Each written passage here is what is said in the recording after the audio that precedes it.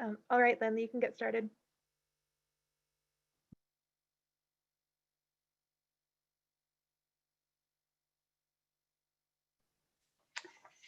Good afternoon, everybody. My name is Lynn Reinhardt. I'm a senior fellow here at the Economic Policy Institute and really honored to be associated with a fantastic group of colleagues who crank out important work every day on issues that matter to working people. I want to welcome you to this event and thank you. And there are hundreds of you for joining us here today for this important conversation. This event is built around a paper that is the result of an economist, a historian, and a lawyer meeting for breakfast to talk about how to tell the story about what happened to union organizing when we have a law whose stated purpose is supposed to be to promote workers organizing unions and engaging in collective bargaining. The story that we developed over breakfast that day and in the paper that was released recently, the story is going to be told by my colleagues on the paper, Larry Michel, Distinguished Fellow at EPI and former president of EPI, and the leader of EPI's Unequal Bargaining Power project, of which this paper is a part. The story will also be told by Lane Wyndham, who is Associate Director of the Kalmanovitz Initiative for Labor and the Working Poor at Georgetown University, and the author of Knocking on Labor's Door, a book about worker organizing in the 1970s in the South. Warning, this is not a happy story. This is a story of a weak law, employers exploiting the weaknesses in the law, and courts that have further tipped the scales toward employers and against workers who are trying to organize. And spoiler alert, the problems that Lane and Larry are going to talk about still exist today, and if anything, are worse. So that's bleak. Granted, that is bleak, but there are bright spots. Interest in and support for unions is higher than it's been in decades, especially among young workers. You're going to hear an inspiring story from Amy Waters, a nurse at Mission Hospital in Asheville, North Carolina, who recently helped lead a successful organizing campaign with her coworkers.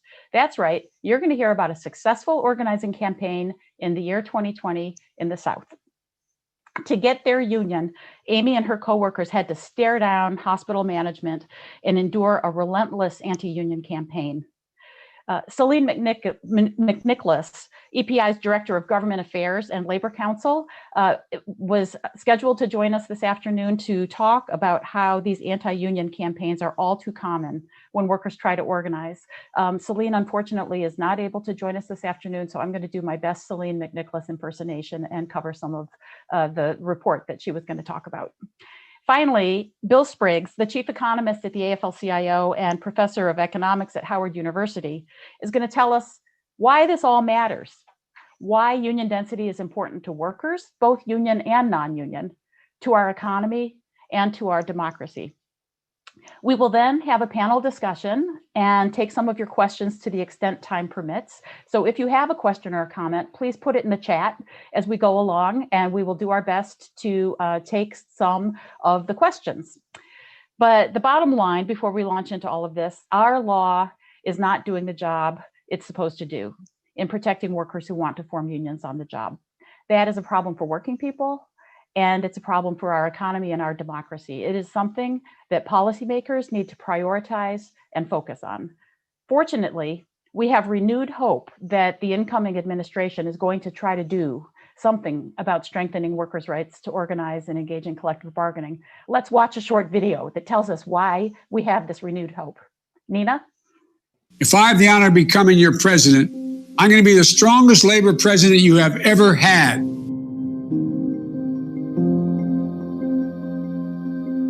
Look, Wall Street didn't build this country. The middle class built the country, and unions built the middle class. Productivity went up 92% from the end of the war till 1978. Wages went up because of labor, 94%. From that point on, as the war in labor house began, guess what? Productivity went up 68%, wages went up 8%. Eight. Everything going on here is about keeping you from being able to compete with corporate power. We're going to shift the balance of power back to workers in this country. I'm going to hold company executives personally liable for interfering with workers who are attempting to unionize. Back when the Fair Labor Standards Act was passed way back in Roosevelt's time, it wasn't about whether there could be unions. It was supposed to we should encourage unions. It said the government should promote labor unions for a simple, basic reason. When you're strong, you're the only one that can keep the barbarians at the gate. They only understand power, countervailing power. As my dad used to say, the only way to deal with the abuse of power, which is coming from corporate America, is to have power. And the only power we have to fight back, not just for unions, for ordinary workers out there, is unions, union power.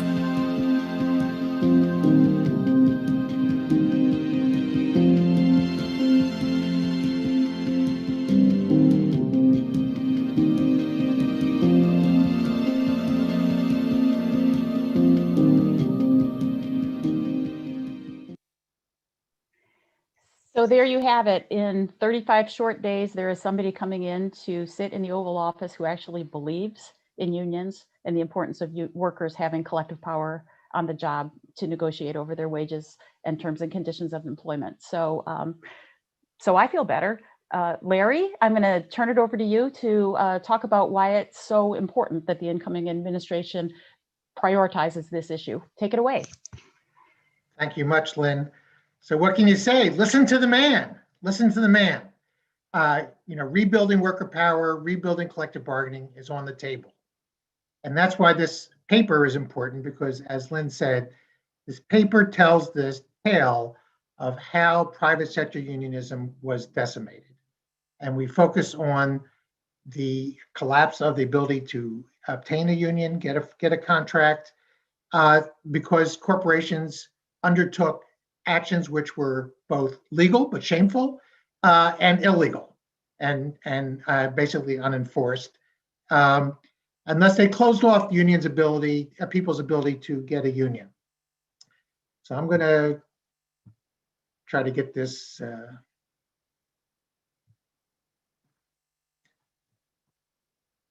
Okay. There we go. So here's the paper that Lane and I wrote.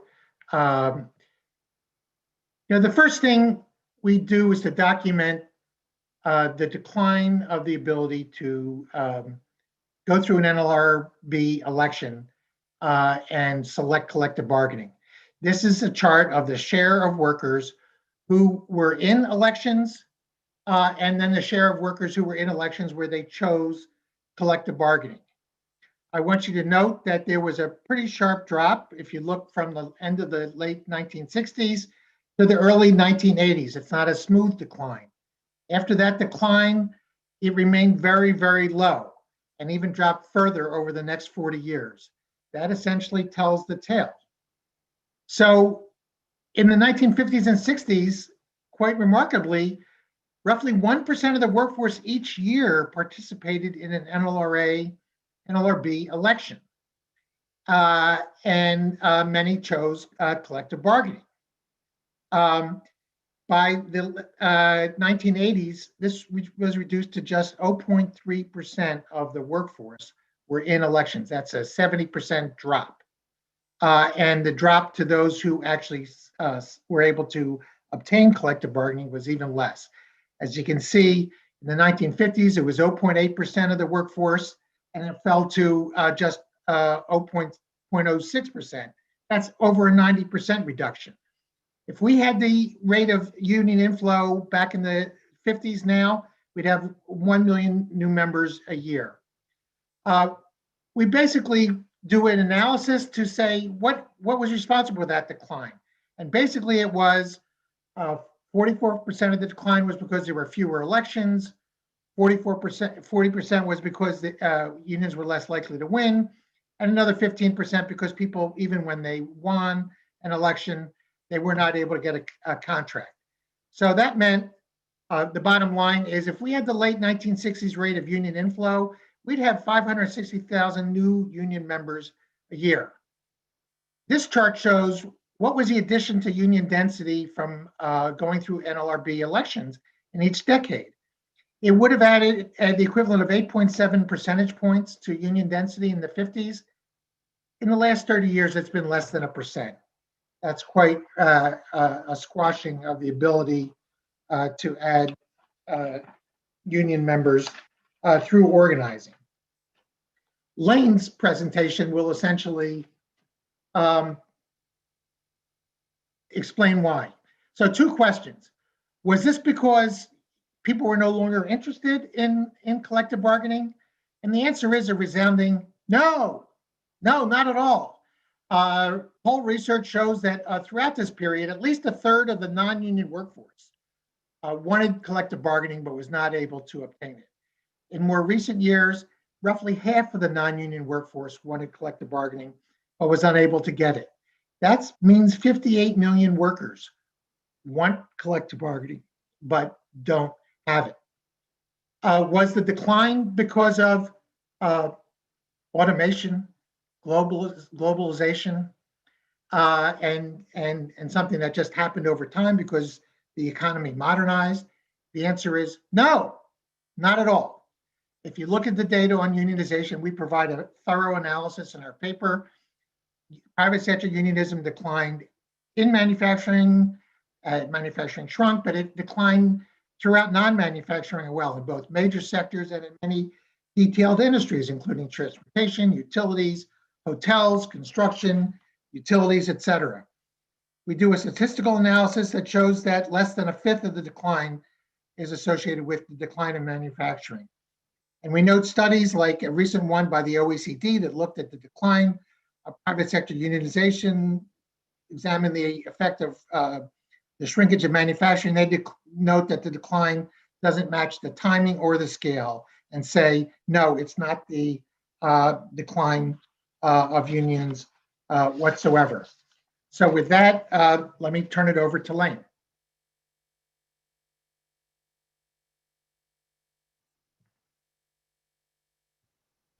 Why don't you stop sharing your screen, Larry? Okay. The button at the bottom. If I knew how to do that, I would do that. Stop share. Okay. Okay. Yes. Thank you. Okay. So thank you, Larry, and thanks also to Lynn. I really enjoyed working with you all on this paper. It was a pleasure, and thanks to everybody at EPI who made this event possible, and to all my co-panelists. Okay, so now I'm going to share my screen, and this is going to go seamlessly. Yeah. Yes. Okay, so Larry just covered how far fewer workers were able to enter into unions and collective bargaining starting in the 1970s and 80s. And so as he said, I'm going to dive into why. And I'm going to explain how corporations increased their resistance to unions and union organizing and took advantage of weak labor law, blocking a new wave of union organizing among a newly diversified working class. And I'm going to do sort of a short version. And if you are interested in more, you might want to check out the book, Knocking on Labor's Door.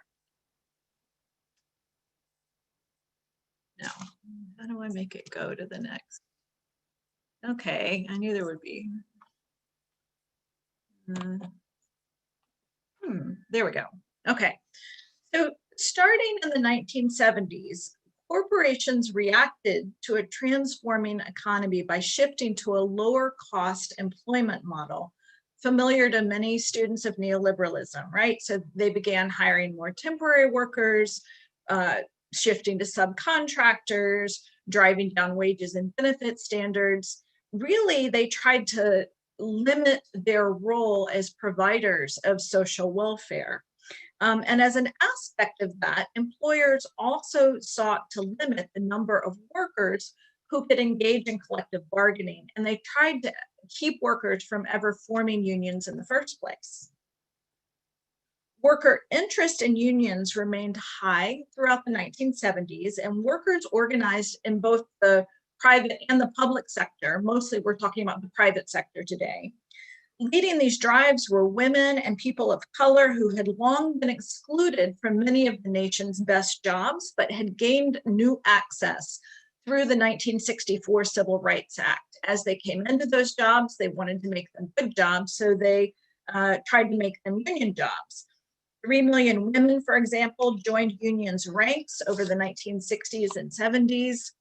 Black and Hispanic workers were the most likely groups to be union members. In 1973, Black and Hispanic men's unionization rates were 38%, far above the 24% for all workers. This graph here represents the peak of Black women's unionization, 22% in 1979, which was double the rate for white women. This new wave of organizing, however, was cut short far too soon because employers began to curtail workers' freedom to form unions. They increasingly took advantage of weak labor law, which had been losing its power, its bite over the whole World War II period.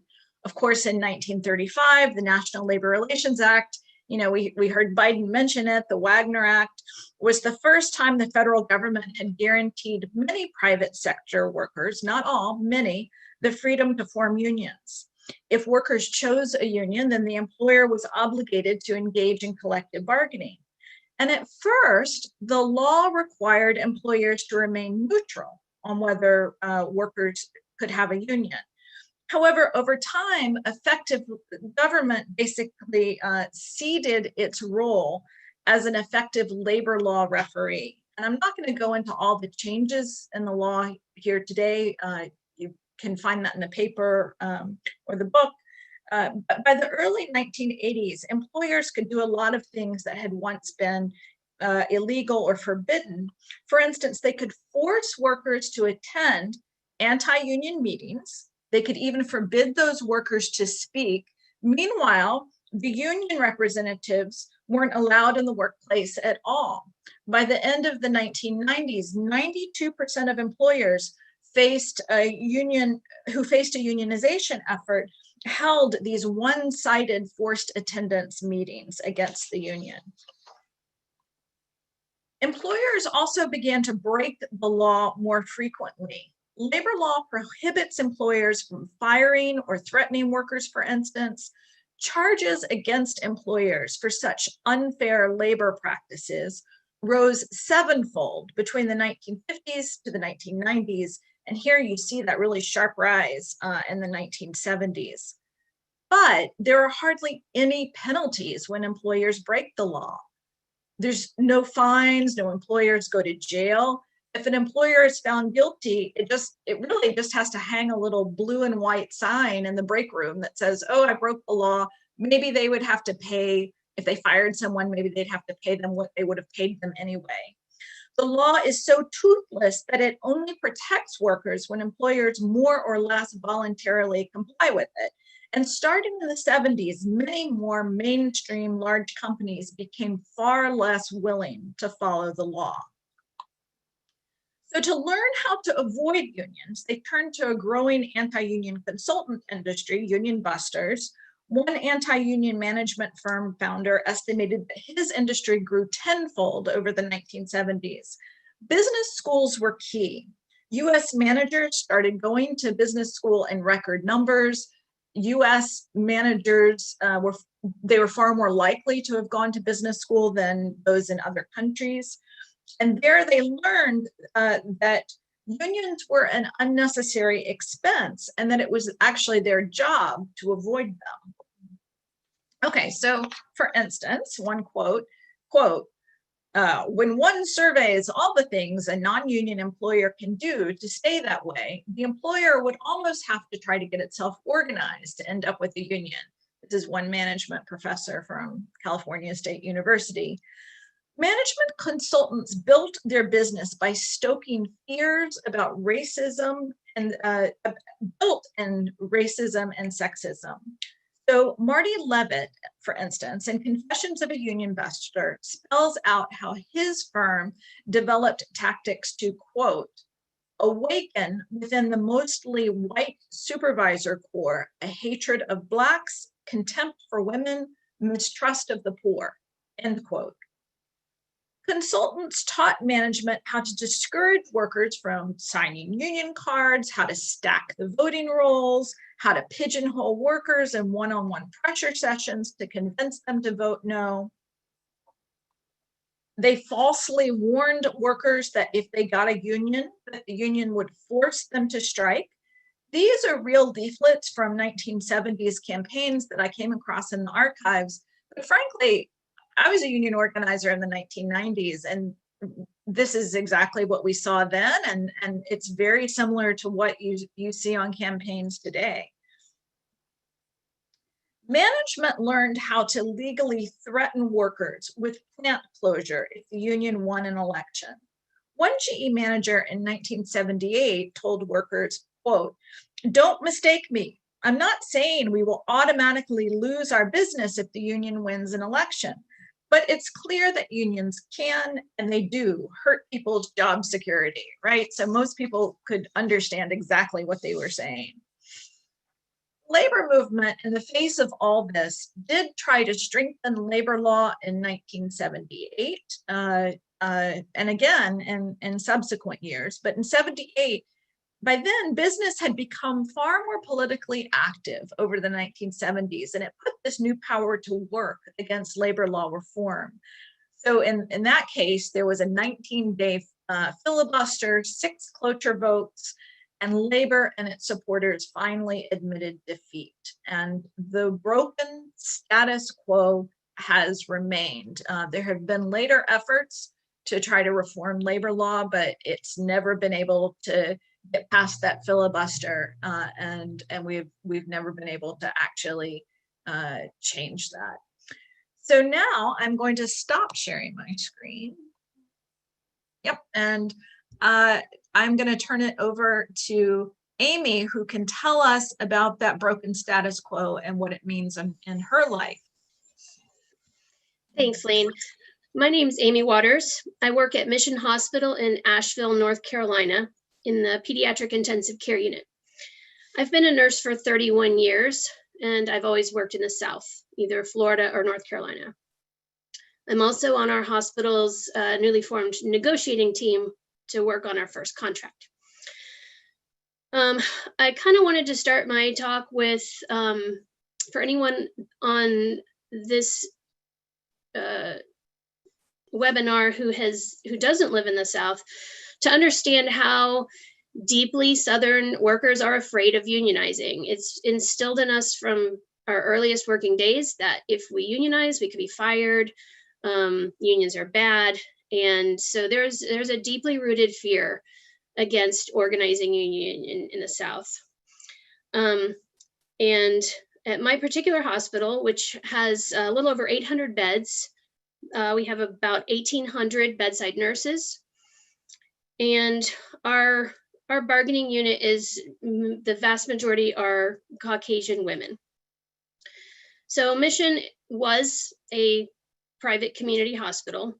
And in February of 2019, HCA, which is Healthcare Corporation of America, a for-profit entity, bought the hospital February 2019, promising us as bedside staff that we would see no real changes in our hospital. Any changes that might happen would be at an upper management level. It would be a very smooth transition, nothing to worry about.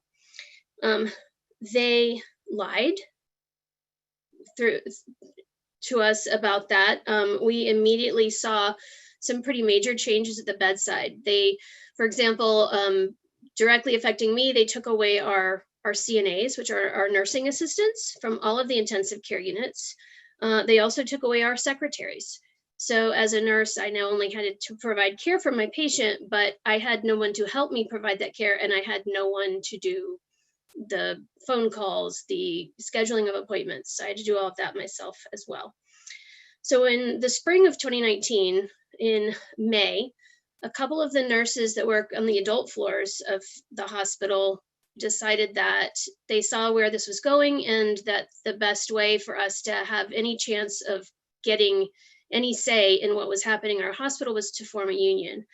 And they contacted NNU, National Nurses United, and began meeting secretly. They called it their book club. And they would hold meetings, and an organizer moved into our area in either October or November of 2019. And we began to seriously organize. Up until then, it was purely word of mouth, very much undercover. By October, we had built significant momentum moving towards unionization and had a very wide network across the entire hospital. In my division, in the maternal child division, we don't have it as bad as the adult units. And without these union meetings, we may never have known how bad it was. But we began to share stories with all of the nurses across the hospital and finding out what things were really like. In February of 2020, we had gotten to a point where we started card signing. Our first day of signing cards, we got over 400 nurses committed to having a vote for a union. March 6th of this year, we filed for our election. We were very excited about that. And then the next week, COVID. So the hospital began busting us really hard. I also worked behind the scenes to keep delaying our election, claiming COVID as a reason. We began having mandatory meetings with the union buster. Many of us as leaders signed up and attended as many of those meetings as we could get into, trying to take over the meeting, pushing back at the union busters, and trying to make the meetings pro-union. It was a lot of fun. Management began intimidating the staff. There were many illegal disciplines of nurses for rounding or discussing the union at work, while they were there on their time off, by the way. So we began to push back against management. Early in the pandemic, nurses signed a petition demanding more PPE and training on how to use that PPE.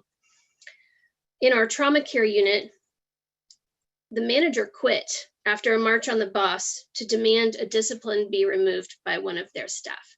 The discipline was removed, and then the manager quit. The hospital continued to cut staffing, making conditions more and more dangerous for both the patients and the staff. So we began using ADOs, which is an assignment despite objection form, to document unsafe staffing and shifting the legal responsibility for that unsafe staffing onto the hospital. The hospital claimed that the union was divisive, and they had a lot of paperwork handing out to the employees telling them how divisive the union was and a third party, and we didn't want it. And also in the press, they used that word a lot, that the union was divisive. So we began holding collective actions and escalation campaigns to keep the nurses engaged and to show management and the community that we were united. We ended with a socially distanced press conference to blow the whistle on the catastrophic staffing conditions, with over 80 nurses standing in front of the hospital, socially distanced, with our press conference. And that was also the day that we found out we finally got our vote. The community in Asheville was very involved in our campaign once we went public. They realized their community hospital had changed, not for the better. And they realized that the nurses unionizing was probably the best way for us to get some control of our hospital back. They wore magnetic bumper stickers on their cars that said, "We heart nurses at Mission Hospital." They had yard signs that said, "We support the nurses at Mission Hospital," which obviously made us feel good and helped us have the strength to keep going in what was a very long campaign. Our local politicians and clergy were very vocal with their support for the nurses. Many of them came to our press conference. Management began to hold one-on-one meetings to intimidate nurses and lie about the union. We had tight leadership and close communication with our nurses to make sure they were prepared for these meetings and to support them if they were being pulled into the manager's office. Management continued to spread misinformation about the union, so we flyered multiple times a week at both shift changes to make sure all of the nurses in the hospital were reached and to show that we were united and we were unafraid. Management tried to delay the election. They not only tried, they were successful. They delayed our election for 6 months. Then after we had our hearings via Zoom, they claimed to the NLRB that they weren't valid and that they needed to be redone. So the nurses held an action to confront our CEO. We wore stickers that said, HCA, let us vote. We engaged nurses in the community in an email campaign to the CEO, demanding that HCA validate the hearing and stop delaying. The next day, HCA validated the hearing and sent an email to staff notifying us that they had done so. Nurses then began calling the NLRB Atlanta office, which was holding our vote, to demand a date for our vote. We finally got it. We had a mail-in vote, and the votes were to be counted on September 16th. We went into our election thinking that it would be a close victory, but all of our undecided nurses skewed very heavily yes, and we ended up with a landslide victory. Now we are busy rallying our membership around our bargaining proposals, trying to build the power we need to win a great first contract. We are now the first private hospital in North Carolina with a union, and we are the largest newly formed union in the South since, I believe, the 1970s. Thank you. I'm sure I'm not the only one applauding right now, Amy. Thank you so much for being here today and sharing your experience with all of us. It is absolutely inspiring. And to know that a group of nurses coming together in the South can stare down management and form their union and win in the way that you did is absolutely inspiring. So thank you, congratulations, and good luck to you and your coworkers as you try to get that first contract. I'm also kind of glad maybe you didn't hear Larry and Lane's presentation before you started forming a union, right? But congratulations, it's really wonderful. I just want to say a couple of things that Celine McNicholas would have said had she been able to participate on this panel that relate to the story that Amy told about her experience forming a union at Mission. And unfortunately, some of what Amy described, much of what Amy described in terms of being subjected to an anti-union campaign, in terms of the hospital trying to stall and slow down the election so that they could have more time to campaign against the union, the one-on-one sessions, the threats against nurses who were organizing. This is all too typical and common in union organizing campaigns currently. Lane talked about how this became very typical by the 70s because employers exploited shortcomings and weaknesses in the law. And the sad news is that it continues every bit as much today. According to a report that EPI released earlier this year that Celine McNicholas, Margaret Poydock, Gordon Lafer, and others co-authored, employers are charged with violating federal labor law in 41% of all union election campaigns. So in 4 out of 10 campaigns, employers are charged with violating the law. And if you look at larger employers, it's more than half of all campaigns involve charges that the employer broke the law. As significantly, in 1 out of every 5 union election campaigns, there's a charge that a worker was illegally fired for union activity. So 1 in 5 campaigns, there's a charge that a worker was fired. And in nearly 1/3 of all union election campaigns, there are charges that employers have made threats, have engaged in surveillance, or have harassed workers in connection with the campaign. So that is a lot of employer interference and unlawful interference in workers trying to exercise their right to organize. You might ask, why is it that employers are violating the law so frequently?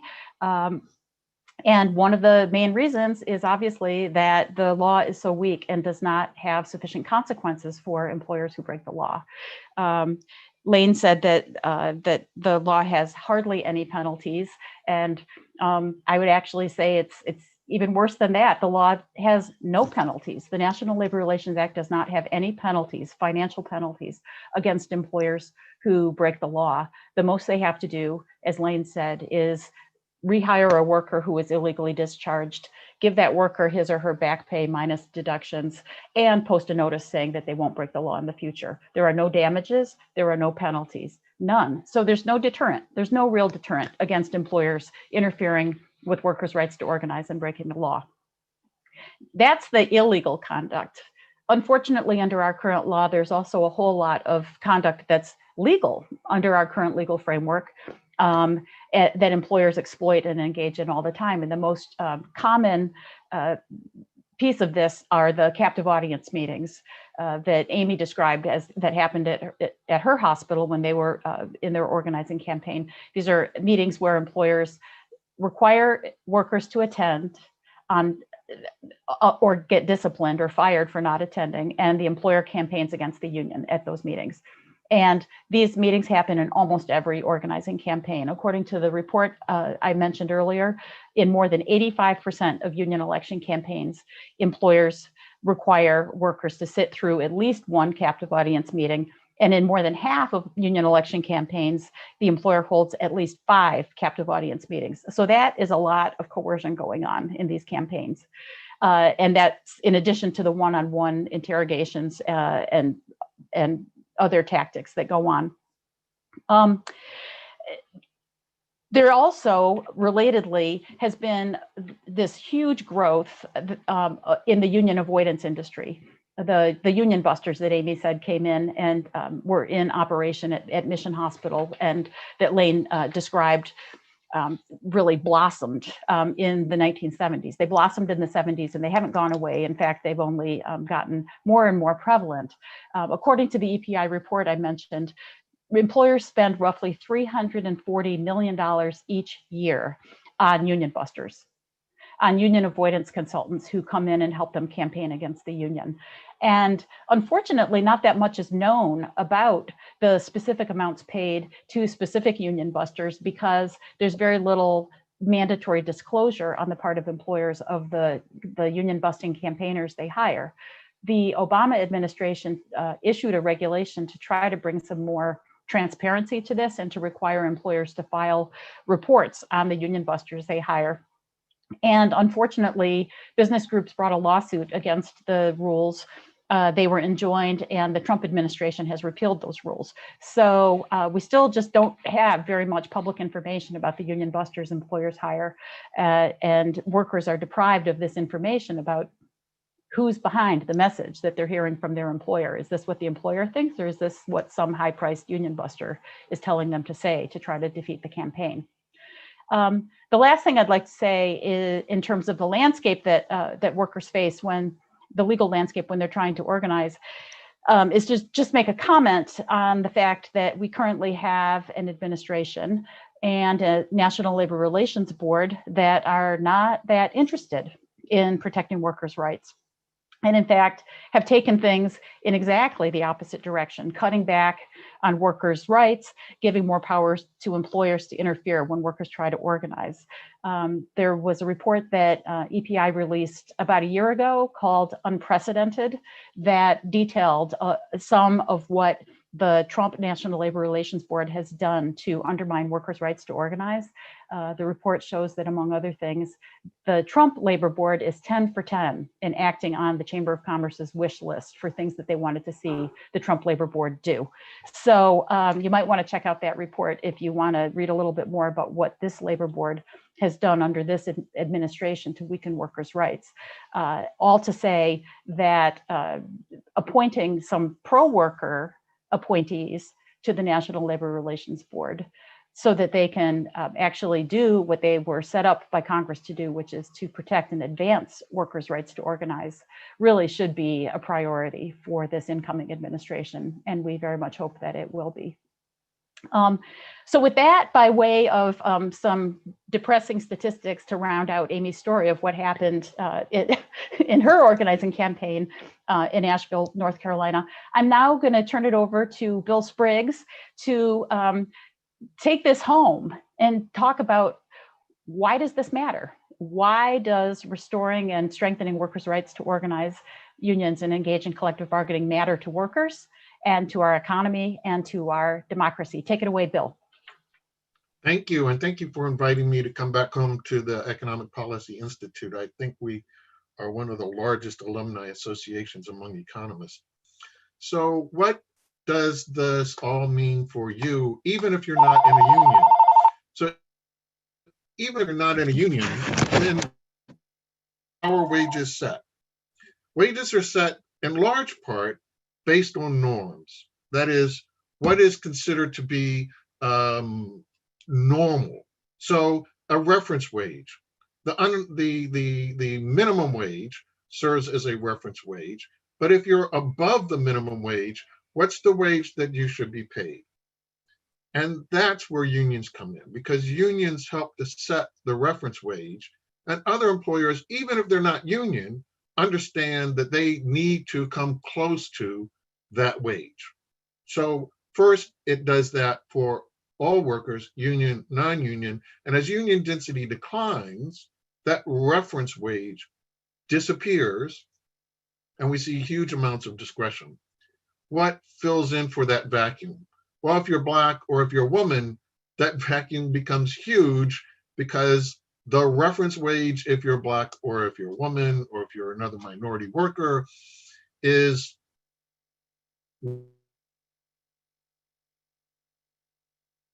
there's no fairness doctrine when it comes to workers who aren't privileged and who can't assert privilege as to what would be a decent wage. And so for Black workers, for women, being in a union is vital for empowering you and setting what's the norm, what should be your wage for doing this job. Otherwise, it's the minimum wage. So this is vital for creating racial wage equality. It installs a set of rules that removes employer discretion. And it's discretion where people get to discriminate. So without unions, the opportunity to show that discretion gets bigger and discrimination gets bigger. And so we see the pay gap between union Black and white workers, between union men and women, is much smaller than in the non-union setting. So it's important for not only setting a norm, but how much discretion can take place about how people would get paid differently. And most importantly, for our little d democracy. It is the one place where workers get together to think about, learn about, and believe in actions that have economic consequences. It's where you learn that if I do something collectively, I can affect an economic outcome. So I start to think rationally about how I should vote. The only set of white workers, the only set of white people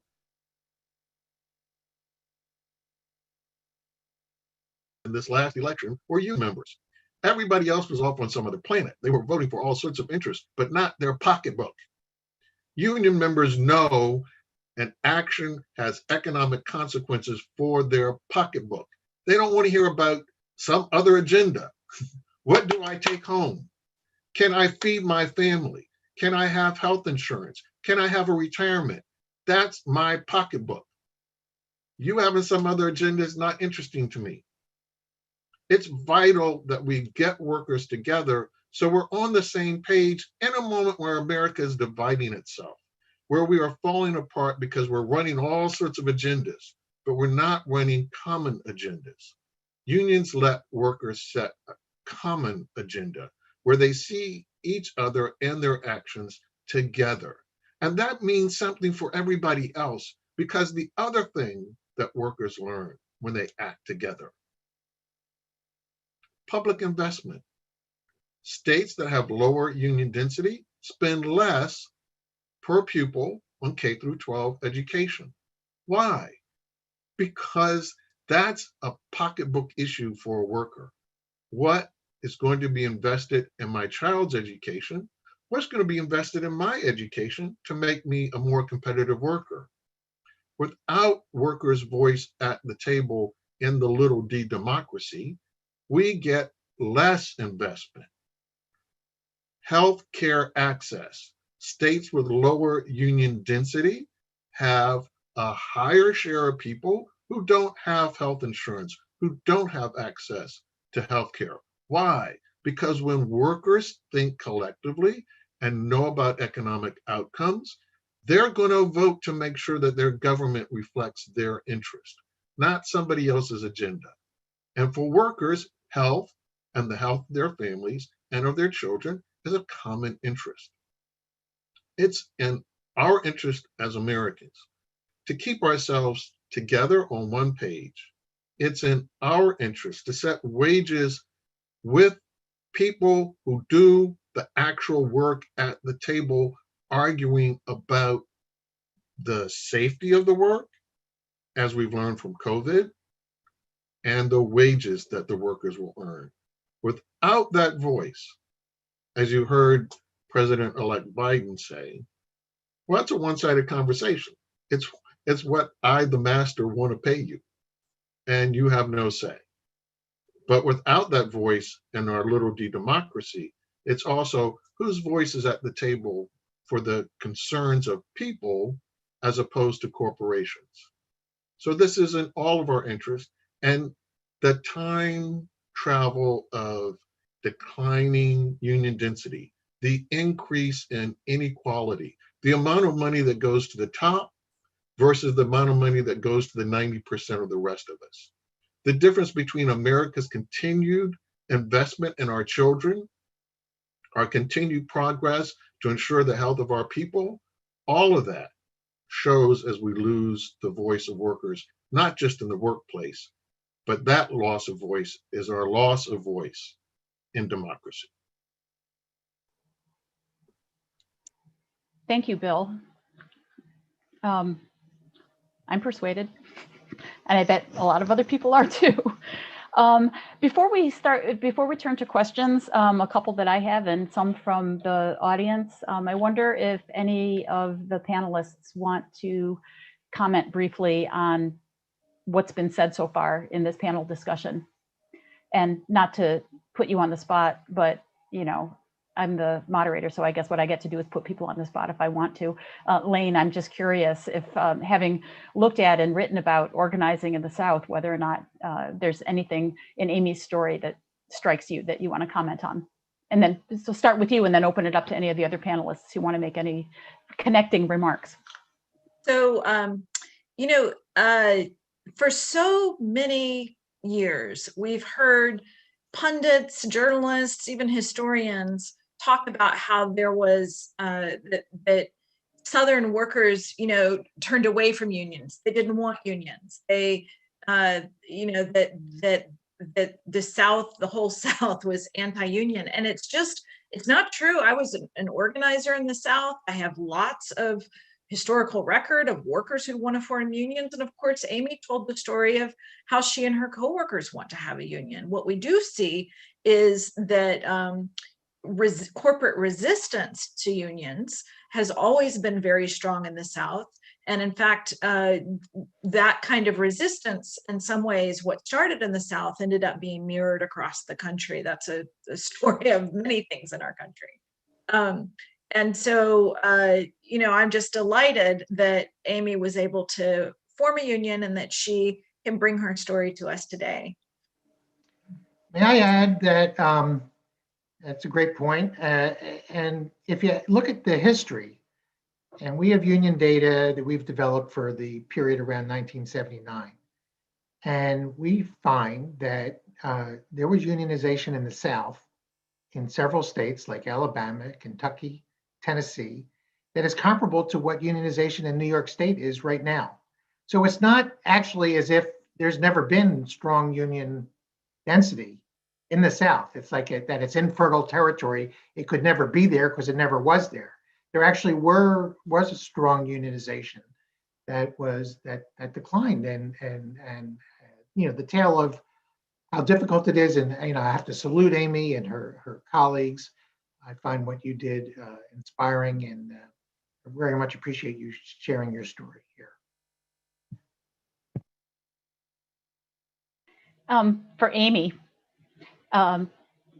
So what would you say, based on your experience, to other workers who are trying to form a union? What advice would you give them based on your experience?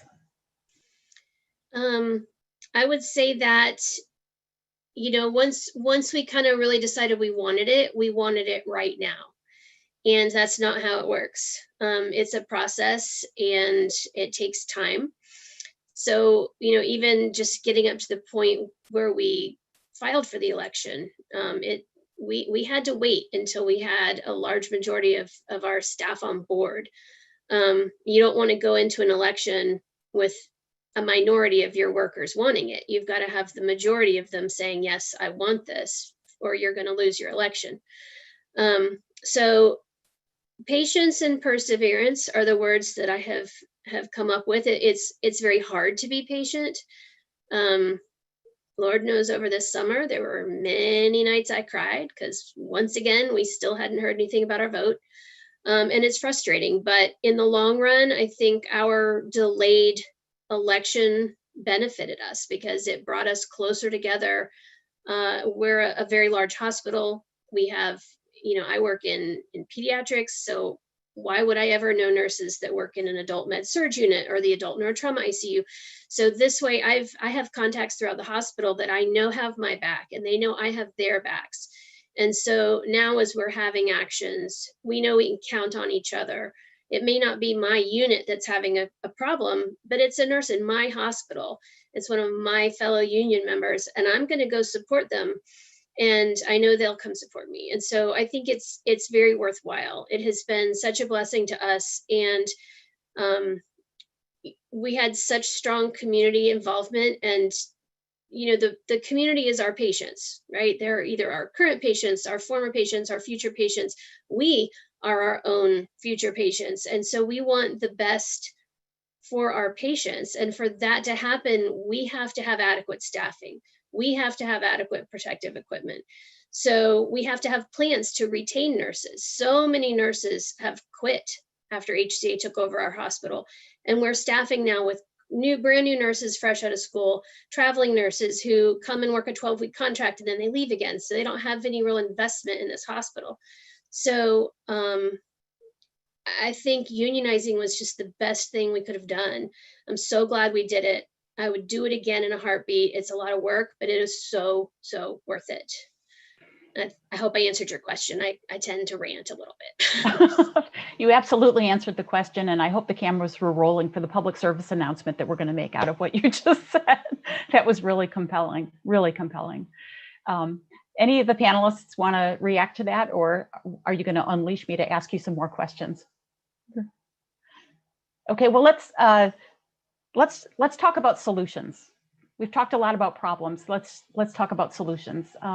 If you could wave your magic wand and make one change, you have to pick your favorite, change in the law to facilitate workers organizing and bargaining, what would it be? And I'm going to start with you, Bill Spriggs. I think people forget the way the labor law used to work. The labor movement used to be a movement because it was allowed to be a movement. And the changes in the Taft Hartley law put in place a cutoff. So we could no longer engage in what are secondary boycotts. We could no longer show solidarity. And that meant that you can't act in the interest of other workers. Now, I know a lot of people like to wave a magic wand and just say, let's just, do like France and just give people a contract. But France is a different country. The United States is a very divided country. We have a different history. We need all of us to learn lessons, to be disciplined in understanding our commonality. And the power of having a movement is what I think will actually transform not just the labor movement, but small d democracy again. When Walmart picks on their workers, it's Walmart versus the largest private sector workforce in the United States, but as by themselves. But if Walmart picked on workers at Walmart and we had the Teamsters say, oh, you don't want anything delivered to your stores, And the IBEW could say, oh, you want people to wire your buildings? Don't think so. And we could have other unions all say, if you're unfair to one of us, no, that doesn't play. We don't play. Because that's how the corporations are treating American workers. To actually finally have a movement where we can openly discuss the conditions of American workers together. And we can have people see, oh, I like the unions because they're on my side. That when I go to organize, like when Amy was organizing, if the Teamsters had said, oh, where's this hospital? We don't see it on our maps. Our GPS doesn't seem to be able to find it. Let's see what your management says now. That's what we need to be able to do, because then it becomes a movement. Could you imagine the civil rights movement if Dr. King had been told, well, you're SCLC, so, SNCC, the Student Nonviolent Coordinating Committee, we can't do anything with you because, that's against the law. We can only have one of us do one thing at a time. That's not a movement. That's not a movement. And by law, we can't be a movement. So I think a lot of people forget how powerful that movement was. They think, oh, well, you that's silly. You'd have to organize bit by bit. But it captures the imagination. And there were unions that were aggressive about making sure that workers stood up together. Even in the South, we have to understand there was a Southern strategy where at the time that Dr. King was assassinated in Memphis, this was AFSCME trying to help organize in the South. The UAW was trying to organize in the South. You had other unions seeing that the labor movement needed to play a bigger role, but you couldn't do this with this real power. And so Okay. I think that. So we have a resounding vote for repealing Taft-Hartley. Okay. I think we probably would all agree with that. And by the way, I should say that there is legislation pending in the House of Representatives in the Senate, the Protecting the Right to Organize Act, that would repeal the ban on secondary activity. That's one of the many provisions of a pretty comprehensive labor law bill that has been a priority focus of the labor movement and that the incoming administration has expressed strong support for. So anyhow, and they know now to come to Dr. Bill Spriggs if they want to hear the rationale for why that's a good idea to have that in that legislation. Okay, so we're going to repeal Taft-Hartley. Larry, what do you want to do? Well, what's your solution? One element of that, the repealing Taft-Hartley, we get a lot of it, but I've become increasingly, annoyed is a mild term for it, the perversion of the idea of freedom of speech when it comes to labor relations. The courts and Taft-Hartley empower the employer freedom of speech. It's not clear to me why employers have a right to a freedom of speech in the process of workers deciding whether to choose collective bargaining. This is something among workers. That's the way the law used to be, and Taft-Hartley changed that. The law now says that when the NLRB asked employers to post something on the bulletin board, providing workers information about their rights under labor law, that was a violation of the freedom of speech of employers. I mean, that's just kind of perverse. On the other side, the freedom of workers to get together and the freedom of a union to actually communicate with workers during an organizing time is hampered. They're not given access to email lists, phone numbers, names. It's very constrained. You all can talk about the details. The employers get access to these captive audience meetings. Union representatives or union workers are not allowed to talk there. The employer can exclude union activists from the captive audience meeting. So, you have a contest where it's totally not a level playing field, and basic freedoms to communicate with each other is really hampered. And I think that people don't understand that. They think about these union elections as if it's the same as our democracy, which is not a level playing field either, but it's certainly far, far worse. And I just want to point that out. Okay. So you would change the law so that it's actually up to workers and not up to employers. Okay. Lane, what's your reform? Pick your top one. Okay, well, I just want to echo what Bill was saying, that we need to rebuild the workers' movement. And Larry kind of took mine, but anyway, I'll keep going. I want to start by saying, I think that worker power right now is so weak because we've been living through 50 years or more of employers having such outsized power in this organizing scenario. The worker power is so weak that the things that we would have done to fix the law in the 1970s, or really even in the 90s when I was organizing, may not be enough. I think we have to really rethink the whole way that labor law works and that the system works. So yes, I think getting employers out of this, whether that's through neutrality or basically really sharply limiting what they can say and do against workers' unions, is really important. So I'm echoing Larry there. But then I would also say that, it's crazy what Amy's describing, like the tears, the effort, how hard it is. I think that if I had a magic wand, I would scrap the rule that half of workers have to vote for a union before collective bargaining would kick in. I think if a group of workers want a union, and they want to form a democratic organization, that they should be able to do that. Period. Right? They should be able to form a democratic organization, and the company should be required to negotiate, to recognize that union, to talk with that union, and we could, legislate exactly what level of collective bargaining needs to happen, and that could be in conjunction with some version of sectoral bargaining. And I think that kind of change is what basically things have gotten so bad that we need that level of a deep change. But also what Larry and Bill said. You can't do that. That's 3. You're only allowed 1. Amy, do you want to jump in here, or do you want me to go to my next question? You can go to your next question, because I don't know a whole lot about the laws, honestly. So I just want things to be more fair, but that's about it. Well, amen to that. Amen to that for sure.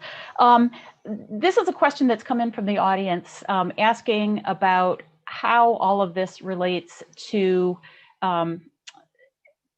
gig workers, basically platform workers. How does this relate to what happened in California a few weeks ago with the passage of Prop 22, taking platform workers for Uber and Lyft out from under the ABC test, which would have given them employee status, and for purposes of California state law.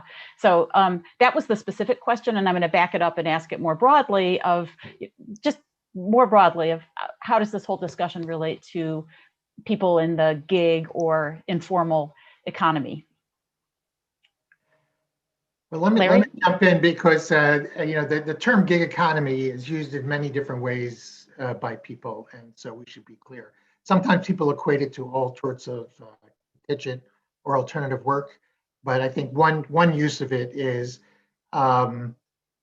people who work on online platforms, which is somewhere between 1 and 1.5% of employment. There's a larger category of people who are self-employed, all of whom are excluded from the National Labor Relations Act and therefore don't have rights.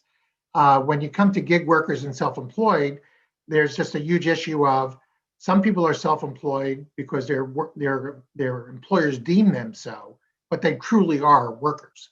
And that's the issue in California with AB 5 and Proposition 22, where the legislation, the court, then the legislation set the rules that we're going to make workers who actually are workers and not self-employed able to get the benefits of employment law.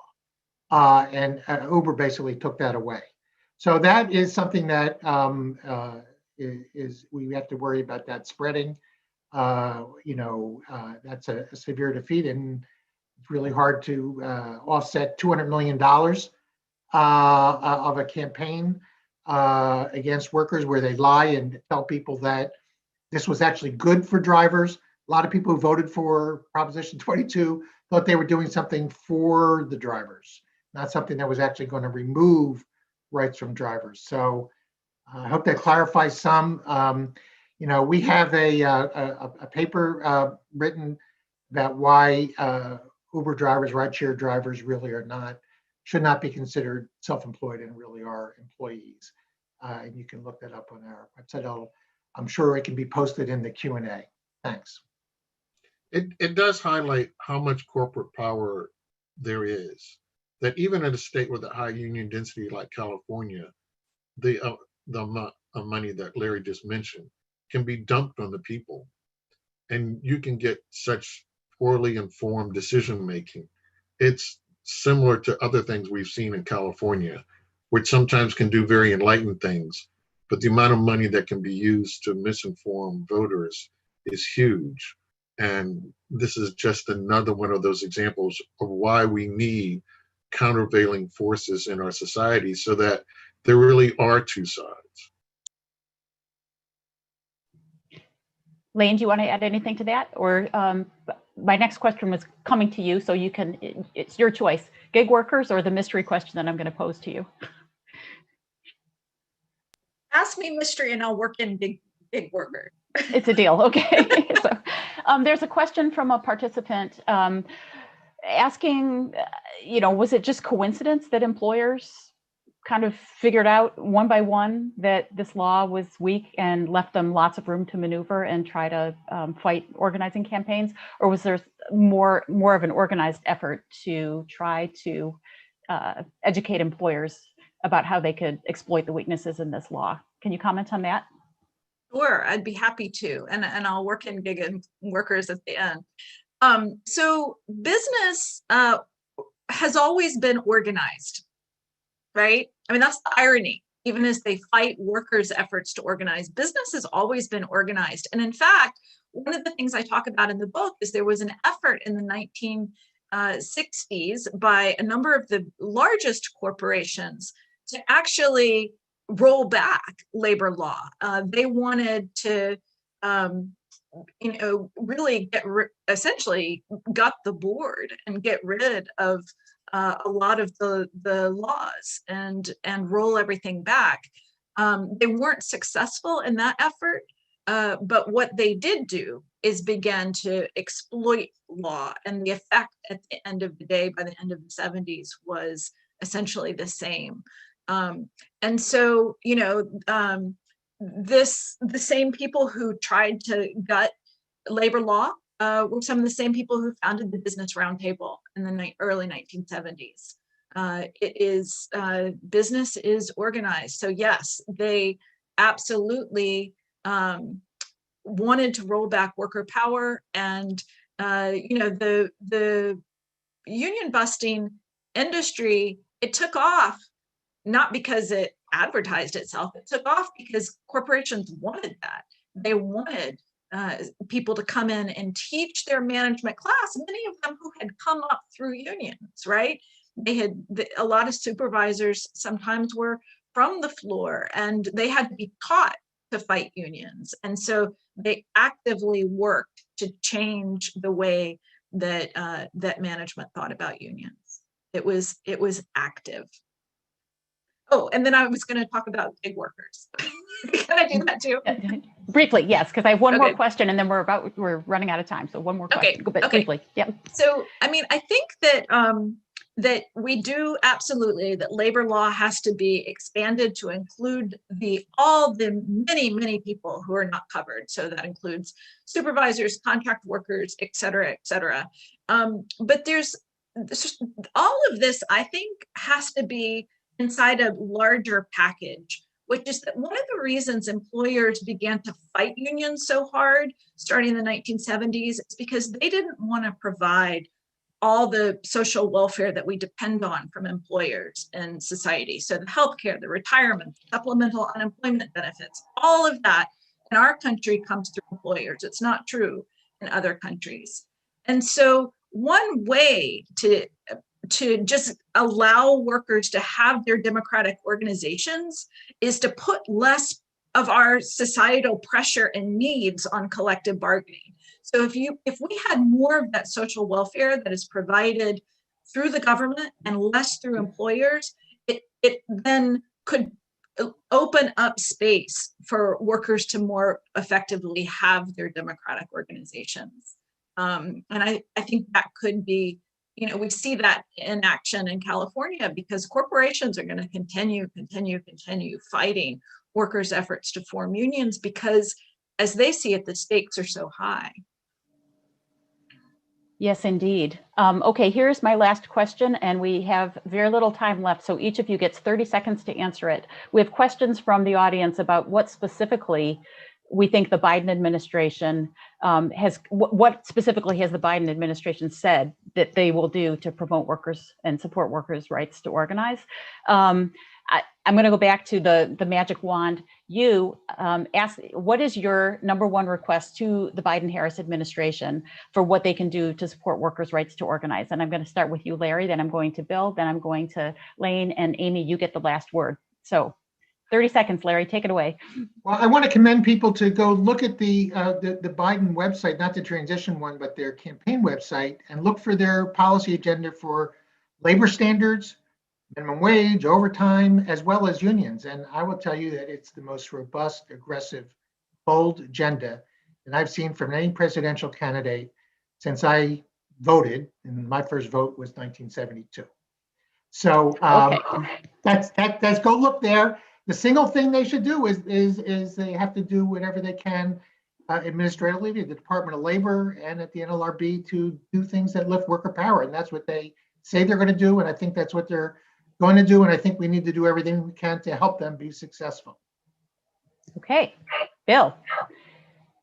Keep their promise to fight hard for the PRO Act and raising the minimum wage, and to implement their own rules about procurement, because the law is the law and corporations have to follow the law just like people do. So if people who violate the law get restricted on what they can do in terms of being hired by the government, so too for corporations. If you violate the National Labor Relations Act, you're violating the law. They're the same as any other lawbreaker. So got to have consistency here. Corporations that break laws don't get contracts. Okay, Lane, your top thing.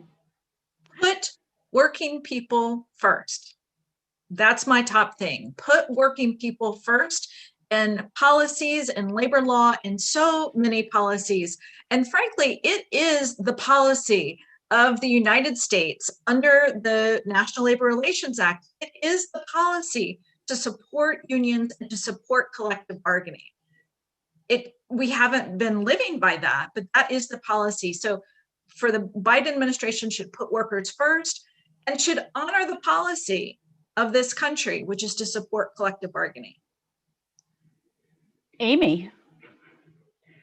Basically what Lane just said. I would like to see when Biden is allowed to elect some more Democrats to the NLRB, and hopefully workers in the next 4 years will not face as many problems as we did.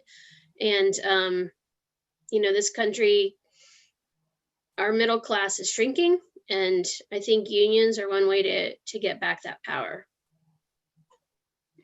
Yes, indeed. So thank you. Well, thank you all the panelists, and really especially you, Amy, for joining us from North Carolina to tell your story. But thank you all for a terrific conversation, and thank you, audience, for being here with us today. We hope that you will continue to follow EPI on the EPI website. Sign up for the EPI newsletter. You can do that on the website, and follow EPI on Twitter to see what's going on, what new reports are out, and what additional events are planned. But in the meantime, thank you for joining this important discussion today. Please stay safe, stay healthy, and happy holidays.